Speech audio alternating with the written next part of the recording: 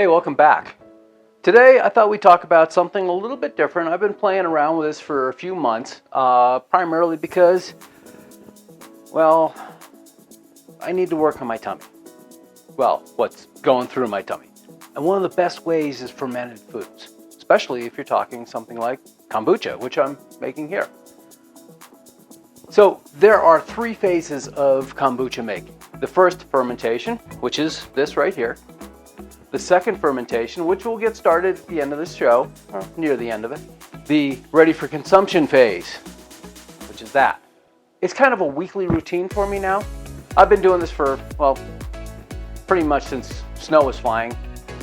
Well, not the last one, that was about 3 weeks ago. The one before that, oh, no, that was a couple of weeks before that. January. Okay, January, I started playing around with this. And I came up with a few things that work out really well for me. A lot of this is stuff I learned from other people, but you need some equipment for this. Cloth, lint-free, something that's not gonna, you don't want like a terry cloth or a towel or something like that, but you want something very tightly woven, something that's not gonna give off lint into your kombucha. So I bought this kit. And, you know, there's some things in it that I really like and some things that I'm like, why bother? This cloth. I can get it at my local store. The rubber band. Where I get my food grade rubber bands comes with asparagus. So, I got asparagus. This thing. The thermometer on the side. You know what this is good for? Lining your trash can. It doesn't really do a good job, so it's got to go. I'll clean that up later. The most important thing you need is a Scoby. You'll notice the pellicle in here, but this whole thing is containing the Scoby. And the Scoby is a symbiotic culture of bacteria and yeast. So technically, this is alive. You can brew beer or run a fish tank. You can do this. It's fairly simple. Actually, this is easier than a fish tank because you don't have to feed it. Well, you feed it once at the beginning and that's it. So, first thing we got to do, and I'm just going to go through my weekly routine. And it's fairly simple. And I'll talk about what you would do to start off. Okay? And a lot of that's going to come later on. But first thing I'm going to do is I am going to make some tea. So again, kombucha is a fermented tea. So what do you need for that? Well, you need tea. Duh. I like mine fairly strong on tea, so I go about 7 or 8 bags, you know, standard bags of tea. Now, do I go out and buy the high-end teas? No. This is just my standard stores big box tea. So first thing we got to do is make our strong tea. 3 ingredients: water, tea, sugar. Sugar is important. That's what the Scoby is going to be feeding on as it ferments.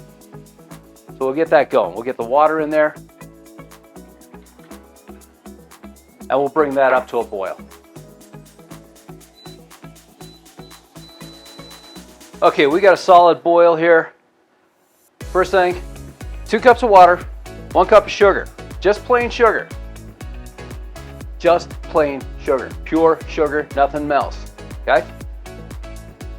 Put that in there. Stir it till it dissolves.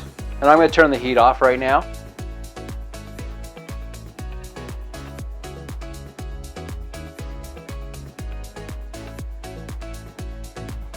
Good. All that's dissolved, in goes the tea. Yeah, I don't mind the tabs in there. They're fine. And we're going to let this go for about 10 minutes. The second step of my weekly process is to bottle the freshly fermented kombucha after the first ferment. And we'll start the second ferment. This is the, like I said, this is the order I do it every week. It works for me. So, first thing we're going to do is we're going to take the cloth off of our bottle. Everything looks good. Give it an inspection. You want to, it'll probably look kind of slimy. almost like a fish skin or something like that, like a catfish skin. As long as you don't see anything fuzzy and growing on it, you're good. So I'm going to pull this out. Mind you, I just washed my hands before I turned on the camera. And this is our pellicle. I know, it's pretty disgusting looking. Now, what I'm going to do is I'm also going to pour off about 2 cups or so.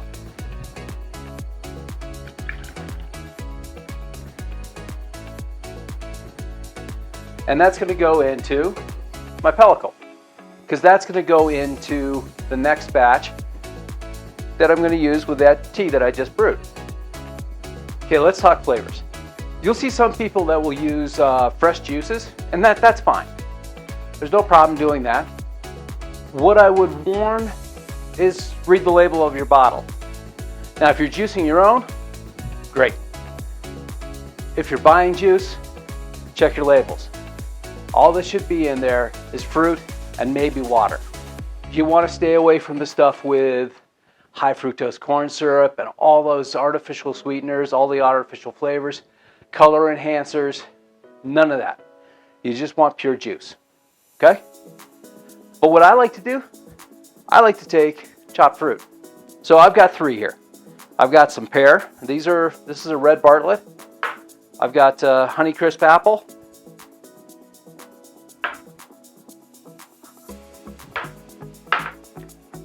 And I've got apricots. And I've also got some fresh mint. I just plucked this out of my garden. I'm going to pair that with the pears that were over here, but now we're over here.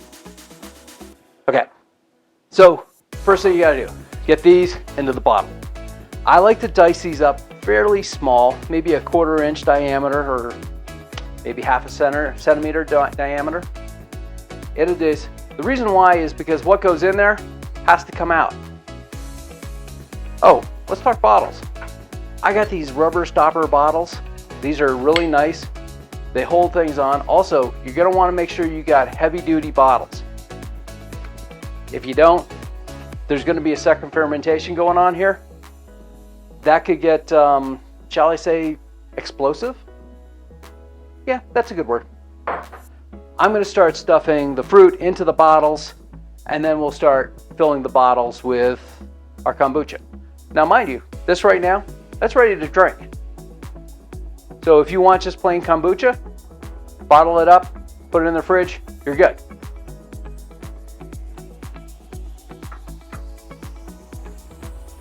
I'm going to talk about a flavor combination that I really, really like. Mint. Just pulled this out of my garden.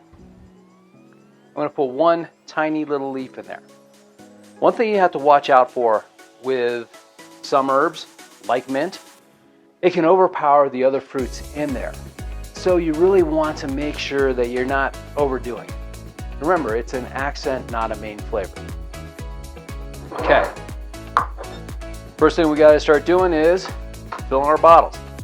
Now, I've got a plastic funnel, primarily because it's what I have. I can't find metal ones around here, so I'll probably have to order one off the internet. A metal one is much better for this. Why? Oils. You get some type of oil, some type of dirt, just cling to this like crazy. It can contaminate your kombucha.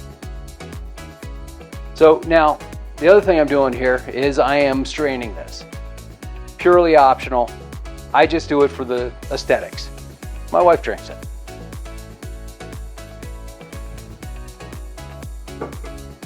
See how that's fizzing up? That's natural carbonation, and that's what we're going to get in our second fermentation. But it's going to be bottled up, so when you pop it open, you know, just like a soda, but better.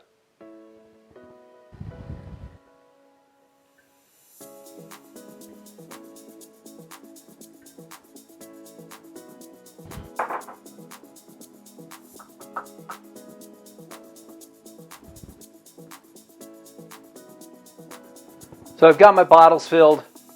Now I'm going to just kind of close up the headroom. I want to make sure that there's not too much headroom in there, because headroom, of course, is the airspace. You notice it on those. You don't want to have too much because perhaps too much CO2 could develop, and well, when you open it up, it'll make a horrible mess. We don't like horrible messes. So I'm just going to top these off just a little bit.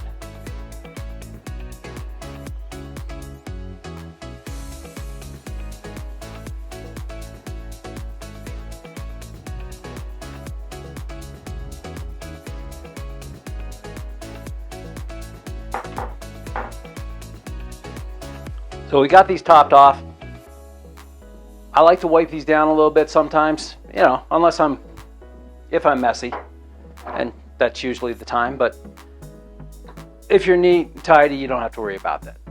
So we'll stopper these up.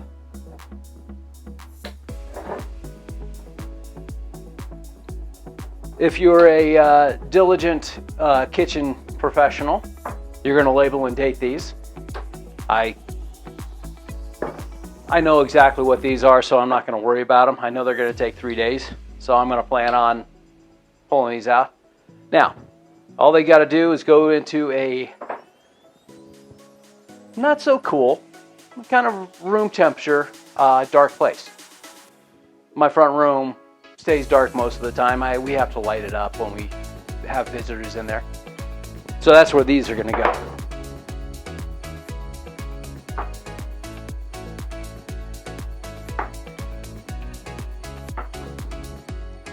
Now, you'll probably notice I've got some extra. No big deal. Throw it in with the rest of the Scoby.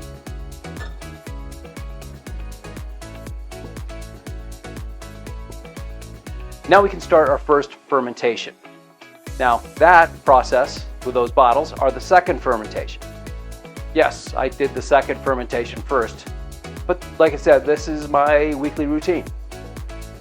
So let's grab our tea.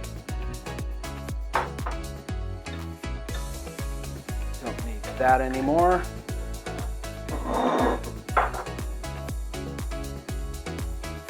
We're going to pull the bags out.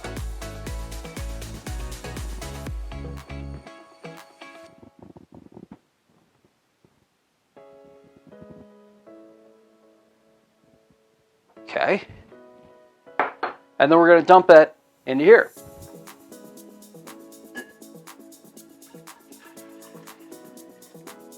And I'm going to fill it up about this much with water. Then I'm going to throw in the Scoby. And we're pretty much done. Then I'll top it off a little bit. But I got to get some water in here. I'll be right back.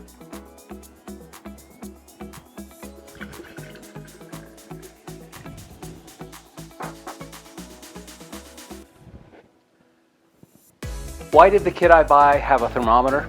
Or that cheesy glass thing, sticky thing that I can't wait to clean off? Well, you have to watch your temperature.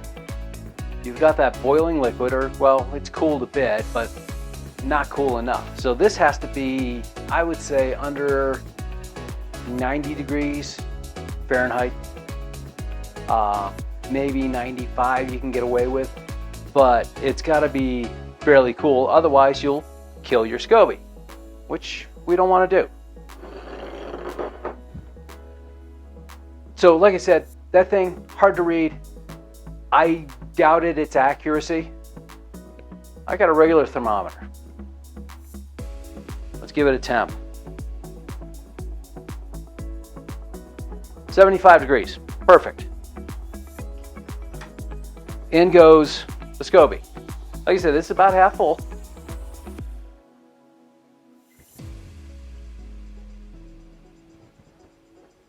And the rest of that kombucha.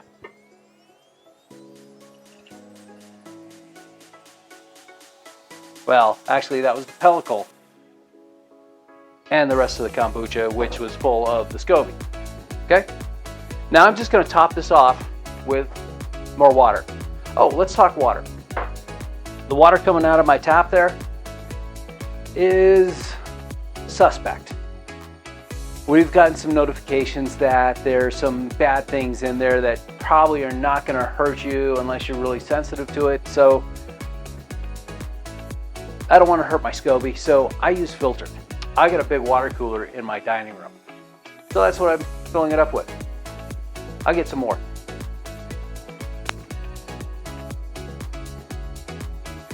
Now all we have to do is sit and watch it. It's a little more exciting than watching grass grow, but actually it's not near as exciting as grass growing. But so I like to put this in a very somewhat dark area. On top of my refrigerator stays fairly dark. Temperature wise, again, you want 70 to 80, maybe up to 90, not much over 90 degrees. If you don't have a bright place to, or a dark place to put it, I would recommend, well, I got this at my local big box store. It's lint free. You drape it around it. Create your own dark environment. But I'm going to put this back on.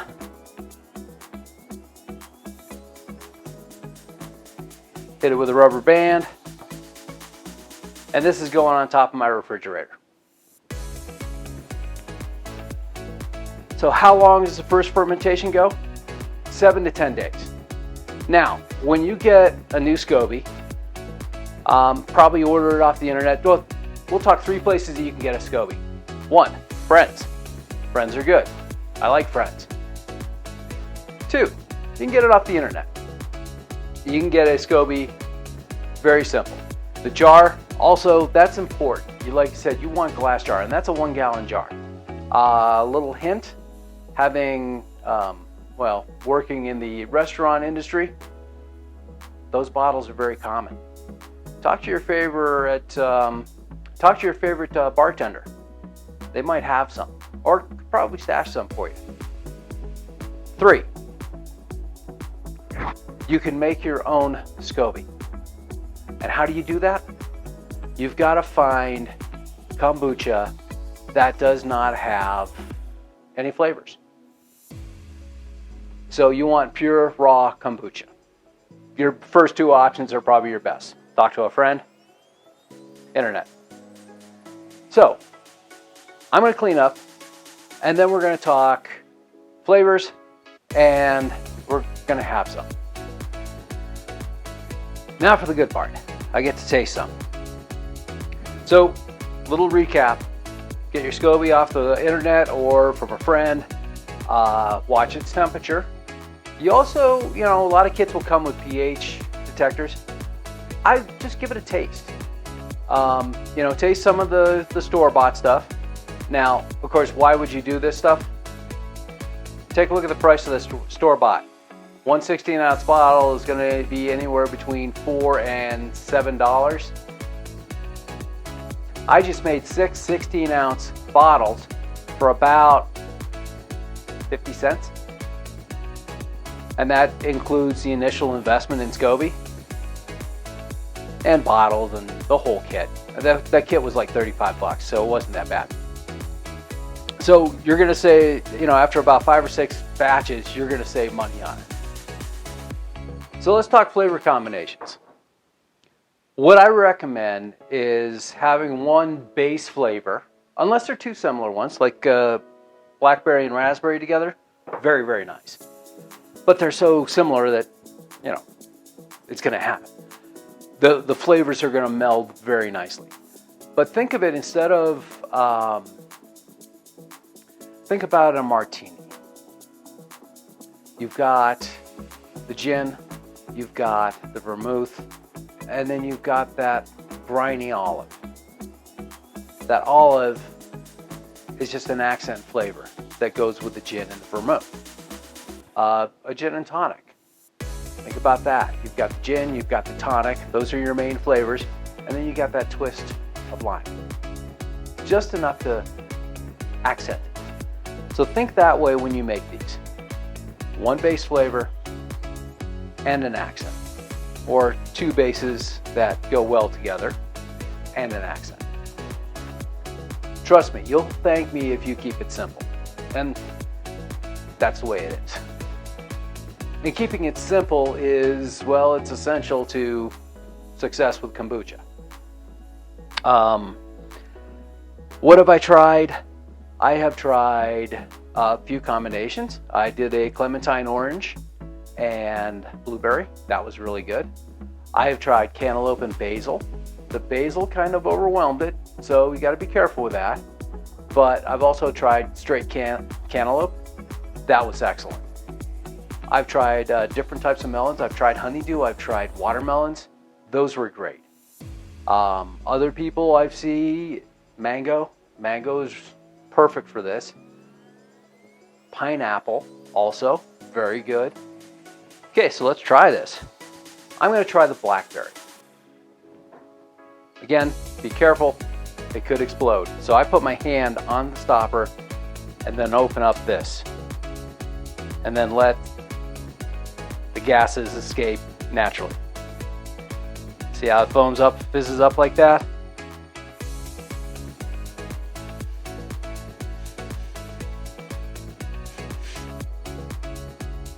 Sometimes it does make a mess. So what you can do in this case. Now I like to strain mine again. This is just kind of the chef in me, the aesthetics.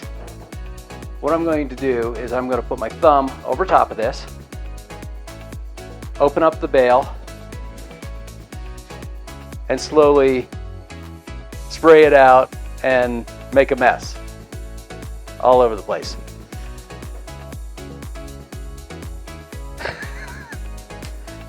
The joys of homemade kombucha.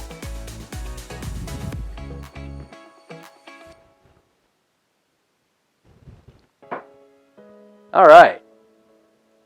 Now that I've made a complete mess,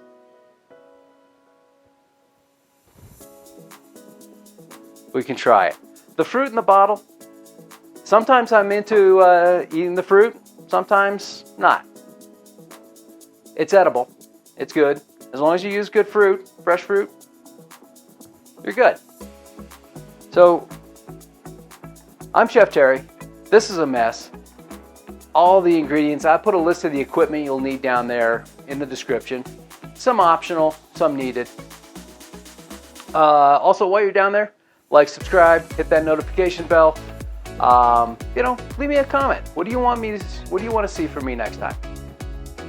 I've got a few ideas. I'm probably going to go back to the chickpea a little bit, but we'll see. But until then, happy kombucha.